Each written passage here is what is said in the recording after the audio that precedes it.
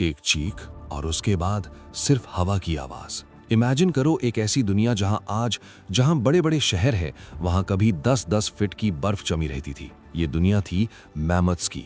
लेकिन उस दिन कुछ अलग हुआ। एक मैमथ जो अपने झुंड का आखिरी साथी था, वो बर्फ में अकेला खड़ा था। वो अपने साथियों को पुकार रहा था, पर बदले में उसे सिर्फ सन्नाटा यानी साइलेंस मिला। एक ऐसा जानवर जिसके पैरों की धमक से जमीन कांपती थी, वो इतनी खामोशी से गायब हुआ कि नेचर को भी पता नहीं चला। हम अक्सर सोचते हैं कि मैमथ्स डायनासोर्स के जमाने के हैं, पर यह गलत है। जब इजिप्ट में इंसान पिरामिड्स बना रहे थे, तब भी धरती के एक कोने में ये जायंट्स जिंदा थे। तो सवाल ये है, एक ऐसा जानवर जो नेचर का सबसे परफेक्ट टैंक था, जिसे -50 डिग्री की ठंड नहीं मार पाई, वो अचानक गायब कैसे हो गया? क्या वो मौसम था या वो हम थे? जवाब सुनकर आप हैरान रह जाएंगे, क्योंकि इसका कनेक्शन सीधा आपके आज से है। सबसे पहले चलिए उस दुनिया में चलते हैं जहां ये राज करते थे। ये आज के हाथी नहीं थे, ये सुपर एलिफेंट्स थे। इनके शरीर पर बालों की 2 लेयर्स होती थीं, एक आउटर कोट और एक इनर वुल, जो इन्हें साइबेरिया की हड्डी गला देने वाली ठंड में भी गर्म रखती थी।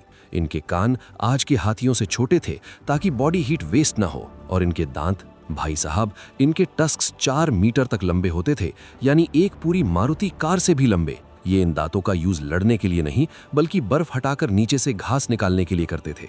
ये अकेले नहीं थे, इनके आसपास वुली राइनोज, केव बेयर्स और सेबर टूथ कैट्स घूमते थे। ये मॉन्स्टर्स का दौर था और मैमथ उस दौर का राजा था।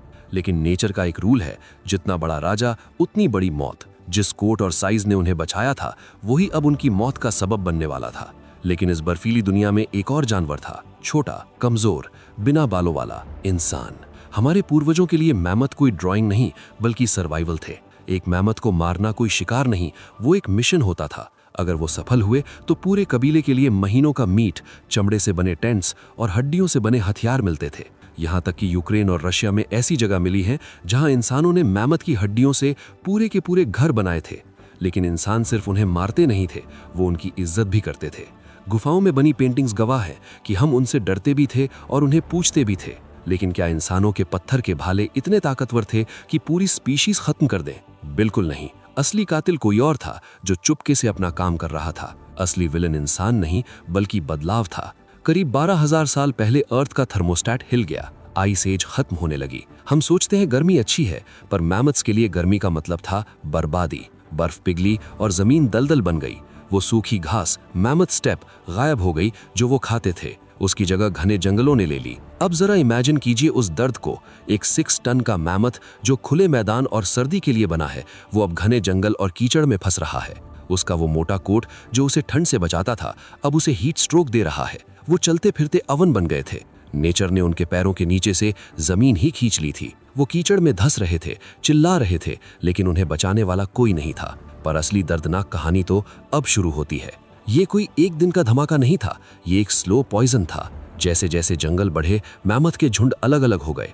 खाना कम हुआ तो उनके बच्चों ने सरवाइव करना बंद कर दिया। जो बचे खुचे थे, उन्हें नई बीमारियां लग गईं जो गर्म मौसम अपने साथ लाया था। और जब वो कमजोर पड़े, तब इंसान ने अपना हमला तेज कर दिया। अब इंसान उन्हें दलदल में फंसा हुआ देखकर आसानी से मार देते थे। फॉर्मूला सिंपल और खौफनाक था। कम जगह, कम खाना, इंसानी शिकार इक्वल्स टू गेम ओवर। धीरे धीरे दुनिया के हर कोने से मैमथ्स गायब होने लगे। यूरोप से, एशिया से, अमेरिका से, सब साफ। लेकिन रुकिए, कहानी यहाँ खत्म नहीं होती। जब पूरी दुनिया उन्हें भूल चुकी थी, तब भी एक जगह ऐसी थी जहाँ वो जिंदा थे। एक सीक्रेट आइलैंड। आर्कटिक ओशन के बीच में एक जगह है, रैंगल आइलैंड। जब पूरी दुनिया में मैमथ्स खत्म हो गए थे, तब यहाँ एक छोटा ग्रुप बचा रह गया था। ये उनका आखिरी किला था। यहाँ वो हजारों साल तक और जिंदा रहे, लेकिन अकेले रहने की कीमत उन्हें चुकानी पड़ी। रिसोर्सेज कम होने की वजह से वो साइज में छोटे हो गए। उन्हें ड्वार्फ मैमथ्स कहा गया। उनमें जेनेटिक बीमारियां फैलने लगी, उनकी सूंघने की शक्ति खत्म होने लगी। वो जिंदा तो थे, पर वो टूट चुके थे।